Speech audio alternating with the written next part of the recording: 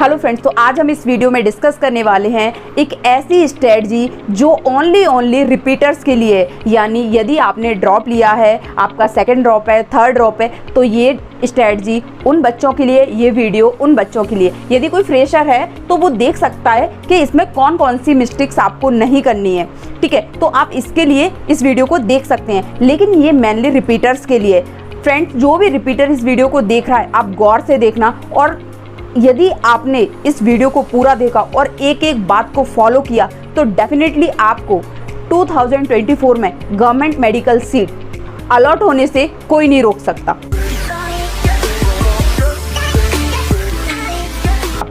अब सबसे पहले हम स्ट्रेटजी पे जाने से पहले हम बात करते हैं कि हमारे एग्ज़ाम की डेट आ चुकी है। वो क्या है फ्रेंड्स?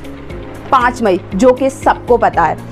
अब हम बात करते हैं कि हमारी स्ट्रेटजी क्या होनी चाहिए। तो उससे पहले हम देखेंगे कि हमारे पास ड्यूरेशन क्या बचा है। तो देखो, हमारे पास हार्डली अक्टूबर चल रहा है, अभी अक्टूबर से हमारे पास में 7 मंथ रिमेनिंग है। अब बात करते हैं कि 7 मंथ रिमेनिंग है, तो आपने मैम ये 1 मंथ माइनस क्यों लिख रखा है?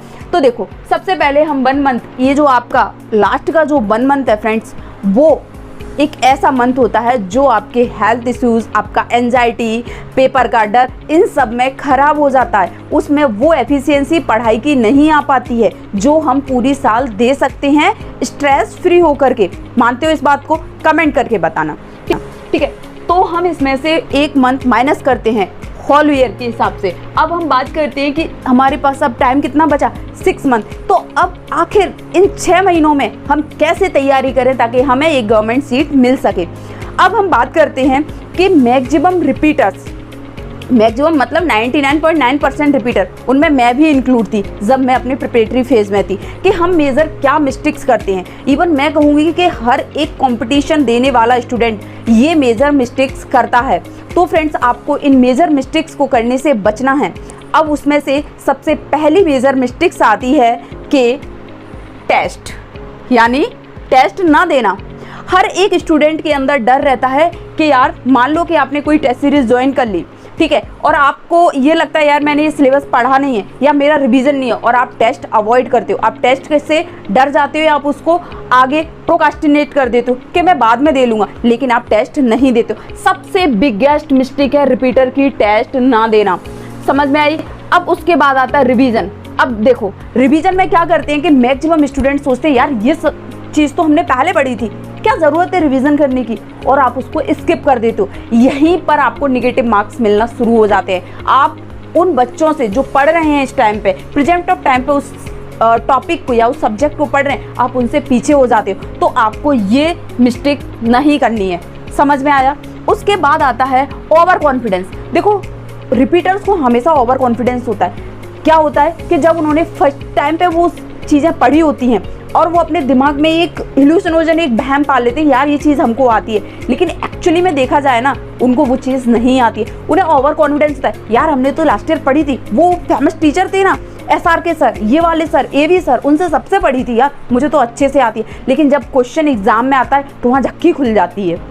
करेक्ट ये बात? कमेंट करके बताओ। उसके बाद आता है थ्योरी। अब देखो, रिपीटर्स क्या करते हैं यार, कंफर्ट जोन होता है, सबसे कंफर्ट जोन होता है थ्योरी पढ़ना। क्या थ्योरी पढ़ना? भाई बार बार थ्योरी पढ़ रहे हो, NCERT पढ़ रहे हो, केमिस्ट्री की थ्योरी पढ़े जा रहे हो, फिजिक्स की थ्योरी पढ़े जा रहे हो, लेकिन उसके क्वेश्चंस नहीं लगा रहे हो। मैक्सिमम थ्योरी पढ़ना, लेकिन क्वेश्चन सॉल्व नहीं करना। ये है आपकी बिगेस्ट मिस्टेक। यदि आपने ये 4 मिस्टेक्स नहीं की तो फ्रेंड्स, आपको चाहे आपको कितना भी टाइम हो गया हो, आप फ्रेशर ही क्यों ना हो, आपको अब एक गवर्नमेंट मेडिकल कॉलेज में सीट अलॉट होने से कोई नहीं रोक सकता। तो सबसे पहले आपको इन मिस्टेक्स को करने से बचना है। ये है रामबाण इस वीडियो का। अब उसके बाद बात करते हैं कि यार हमारे पास में 6 मंथ बचे हैं। क्या बचे हैं? ओनली 6 मंथ बचे हैं। अब हमें तो फिर क्या प्लानिंग करनी चाहिए भाई? मैम क्या प्लानिंग करनी चाहिए जिससे हमारा डेफिनेटली सिलेक्शन हो? तो वो हम देखते हैं। आप वीडियो में बने रहो, और आपने यदि ये प्लानिंग फॉलो की तो डेफिनेटली फ्रेंड्स आपको एक कॉन्फिडेंस भी आएगा, हर दिन उस काम को करने में मज़ा भी आएगा, क्योंकि इस चीज़ को मैंने खुद ने फॉलो किया है। अब हम देखते हैं अपनी स्ट्रेटजी का सबसे फर्स्ट पॉइंट और बहुत महत्वपूर्ण पॉइंट कि first question practice then theory each and every subject. मतलब क्या है इसका कि आप रिपीटर हैं तो सबसे पहले कोई चैप्टर यदि उठाते हैं, मान लीजिए कि हमने इलेक्ट्रोकेमिस्ट्री उठाया केमिस्ट्री का, तो आपको करना क्या है, सबसे पहले उसके क्वेश्चन सॉल्व करने हैं टॉपिक वाइज, देन सारे, और फिर उसके बाद करना क्या है कि यदि जहां पर आपका वीक पॉइंट जा रहा है उस थ्योरी को आपको क्लियर करना है, ना कि आपको पूरी थ्योरी पहले पढ़नी है देन आपको क्वेश्चन प्रैक्टिस करनी है। मैक्सिमम स्टूडेंट यही मेजर मिस्टेक करते हैं कि सबसे पहले वो थ्योरी पढ़ने बैठते हैं और थ्योरी पढ़ते पढ़ते हमको 2, 3, 4 घंटे हो जाते हैं और हमारे अंदर बोरियत आने लगती है, वो टॉपिक हमको बोर करने लगता है और फिर हम उसके क्वेश्चन प्रैक्टिस पे जाते हैं। तब तक हमारा जो एक उस चैप्टर को करने का जो कॉन्फिडेंस होता है, जो स्टेमिना होता है वो खत्म हो जाता है, जो मॉरल होता है, होप होता है, वो खत्म हो जाता है। तो आपको करना क्या है, सबसे पहले कि उस कोई भी चैप्टर, तीनों सब्जेक्ट में, चाहे बायो हो, चाहे फिजिक्स हो, चाहे केमिस्ट्री हो, पहले क्वेश्चन प्रैक्टिस करो, देन आइडेंटिफाई करो कि आपका वीक पॉइंट क्या है, उसके बाद उसकी थ्योरी को पढ़ो। ओके, देन उसके बाद आता है मैक्सिमम क्वेश्चन प्रैक्टिस। देखो, सबसे पहले फर्स्ट राउंड जब आप एक कहते हैं एक पार्ट में अपने आपने पूरा सिलेबस कर लिया, मतलब फर्स्ट राउंड जो आए, तो आप क्वेश्चन प्रैक्टिस कीजिए। जो आपको कोचिंग इंस्टीट्यूट आपने ज्वाइन कर रखा होगा या बहुत सारे मॉड्यूल्स आते हैं एलन के इन वगैरह, तो वहाँ से आप क्वेश्चन प्रैक्टिस कीजिए। पहले ये टारगेट बनाइए कि पर चैप्टर आपको 200 क्वेश्चन सॉल्व करने हैं। कब? जब आप फर्स्ट टाइम अभी चैप्टर को इस ईयर पढ़ रहे हो। फर्स्ट राउंड में कितने क्वेश्चन आपको करने हैं? 200 पर चैप्टर, 200 क्वेश्चन करने हैं। देन उसके बाद में आप जब रिवीजन करते हो, उस चैप्टर को, तो वापस आपको रिवीजन के टाइम पे उसके 100 क्वेश्चन वापस प्रैक्टिस करने हैं। कितने? 100 क्वेश्चन वापस प्रैक्टिस करने हैं आपको उस चैप्टर के। ठीक है, अब देखो इससे क्या होगा कि आपको वापस थ्योरी नहीं पढ़नी है उसके रिवीजन पे, आपको क्वेश्चन प्रैक्टिस करनी है। ठीक है, फिर उसके बाद हम थर्ड पॉइंट पे बात करते हैं अपनी स्ट्रेटजी के मल्टीपल रिवीजन। देखो फ्रेंड्स, आपने यहाँ पे पहले क्वेश्चन प्रैक्टिस किए, वीक पॉइंट आइडेंटिफाई किए, देन उसकी थ्योरी देखी, क्लियर किया और आगे बढ़े। देन आपने क्या किया कि आपने मान लो 15 दिन पहले इलेक्ट्रोकेमिस्ट्री पढ़ा, तो आपको रिवीजन भी तो करना पड़ेगा। तो आपको रिवीजन थ्योरी पढ़ के नहीं करना है या उसके फॉर्मूला देख करके नहीं करना है, आपको क्वेश्चन लगाने हैं, उसके क्वेश्चन लगाने हैं। देन आपको पता चल गया यार यहाँ से भी वीक पॉइंट, यहाँ से भी वीक पॉइंट, सारे वीक पॉइंट आ गए। अब आपको यहाँ रिवीजन करना है। उन वीक पॉइंट की क्या करना है? उन वीक पॉइंट की डायरी, वीक पॉइंट की डायरी नोट करनी है। प्रत्येक सब्जेक्ट में वीक पॉइंट की डायरी बनानी और उन वीक पॉइंट को आपको रिवीजन करना है, मल्टीपल टाइम रिवीजन करना है कि आप कौन से पोर्शन में वीक हो, आपको कौन सी चीजें याद नहीं रह रही हैं। देन उसके बाद आते हैं मेजर टेस्ट सॉल्व करना, यानी जो कि सबसे बड़ा बिगेस्ट पॉइंट है हमारी स्ट्रैटेजी का, टेस्ट सॉल्व करना। अब देखो फ्रेंड्स, आपको टेस्टों में करना क्या है, एक सिंपल फंडा अभी से बिठा लो और आज से इसी संडे से इसको फॉलो करना शुरू कर देना। देखना आपको रिजल्ट यूं मिलेंगे चुटकियों में।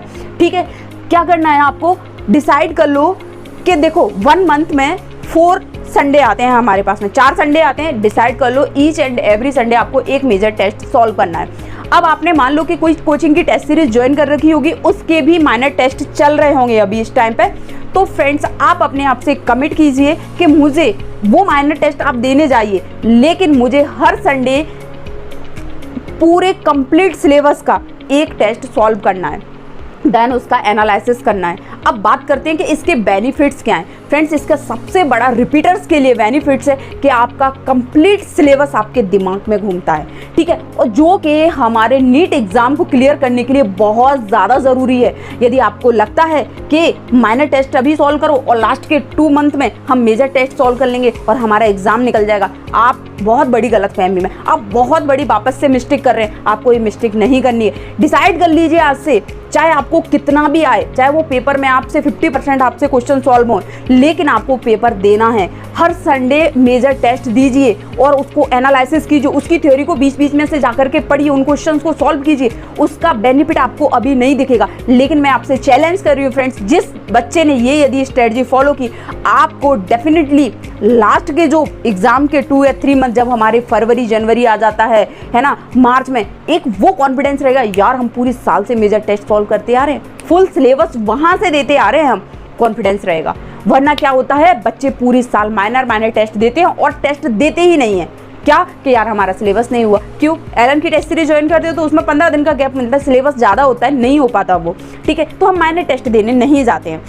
तो सबसे पहली बात, आपको टेस्ट नहीं छोड़ने। दूसरी बात, प्रत्येक संडे को टेस्ट देना है और उसको सॉल्व करना है। आपका क्या परफॉर्मेंस रहा उसका एक रिजल्ट की लिस्ट बनाओ, खुद से बनाओ यार। मेरी कॉपी अभी तक रखी है उस रिजल्ट की जो मैंने पूरी साल मेंटेन की थी। मैं हर संडे टेस्ट दिया करती थी, ठीक है। पहले टेस्ट दिया कि एक टाइम के बाद में भाई रिवीजन कर नहीं हुआ है तो नंबर कम आते थे, लेकिन जैसे जैसे सिलेबस पढ़ते गए, लास्ट में पहुंचते गए, नंबर ऑटोमेटिक बढ़ते गए। तो आप इस चीज़ को करके देखिए, डेफिनेटली आपको फायदा होगा। ये बिल्कुल रिपीटर्स को करना ही, ये फ्रेंड्स एक गलती नहीं करना है। यदि आपने ये गलती की, आपने टेस्ट नहीं दिए, टेस्ट से आपने बहानेबाजी की, तो आपका सिलेक्शन कोई नहीं करवा सकता है। ये बात आपको बुरी लगेगी लेकिन ये सही है, ठीक है। कुछ चीज़ें कड़वी होती हैं लेकिन होती वो सही हैं, तो उन्हें मानना सीखिए और इस फोबिया में मत रहिए कि हमें सब कुछ आता है, ठीक है। पर्टिकुलर चाहे आपने पढ़ा हो या नहीं पढ़ा हो, टेस्ट देने जाओ, एनालिसिस करो, देन आगे बढ़ो और अपने आप को 6 मंथ तक मोटिवेट रखो, ठीक है। Motivation friends, he has to push himself beyond a limit for success. एक बात याद रखना हमेशा कि यदि आपको सक्सेस पानी है, आपको अपनी एक गवर्नमेंट मेडिकल कॉलेज में सीट पानी है, तो आपको अपनी लिमिट से बाहर जाके काम करना ही पड़ेगा। आप सोचो कि बिस्तर में आप पढ़े आपको सक्सेस मिल जाए, आपको गवर्नमेंट मेडिकल सीट मिल जाए, तो ऐसा नहीं हो सकता। आपको तपना तो पड़ेगा, ठीक है। तो फ्रेंड्स, आप ये स्ट्रेटजी फॉलो कीजिए और अपनी मिस्टेक्स की एक डायरी बनाइए और उसको बार बार रिवीजन कीजिए कि आपने क्या मिस्टेक्स कर रहे हो, आपके क्या क्या वीक पॉइंट है, प्रत्येक सब्जेक्ट की अलग अलग। ओके, तो फ्रेंड्स, ये हमारी स्ट्रेटजी रहेगी रिपीटर्स के लिए। आप इन बातों को फॉलो करके देखिए और फिर आप मुझे रिजल्ट बताइए और मुझे कमेंट करके बताना। और फ्रेंड्स, ये हमारी जो है इंस्टा आईडी है, यहाँ पे आप मुझे मैसेज करके कुछ भी चीज़ें पूछ सकते हो, यहाँ पे आप फॉलो कर लीजिएगा।